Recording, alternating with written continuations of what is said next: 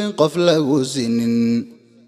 nafta dunida ugu qaaligeen dib u abuurmaynin idinka dadkiini u huray oo dabka u galay